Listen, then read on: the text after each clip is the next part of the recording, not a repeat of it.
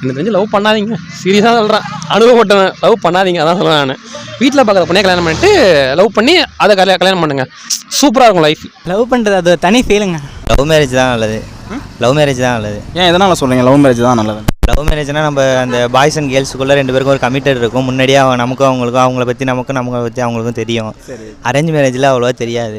ரெண்டுமே நான் கேட்டால் பெஸ்ட்டு தானே. எல்லாத்துலேயும் ஒரு பிரச்சனை இருக்குது. லவ் மேரேஜ்னாலும் பிரச்சனை தான், அரேஞ்ச்னாலும் பிரச்சனை தான்.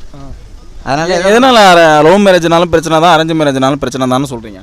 லவ் மேரேஜ்னா டயத்துக்கு ஃபோன் வந்தால் ஃபோன் எடுக்கணும், இல்லைனா அதில் பல பிரச்சனை இருக்குது.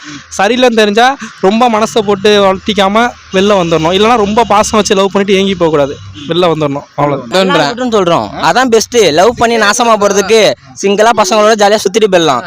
அரேஞ்ச் மேரேஜ் தான் பெஸ்ட்டு. எதனால் அரேஞ்ச் மேரேஜ் பெஸ்ட்டு? லவ் தானே செட் ஆகல, லவ் பிடிக்கல. லவ் பண்ணலாம், தப்பு இல்லை. லவ் உள்ள வந்துட்டு அது ஒரு தனி சந்தோஷம். அது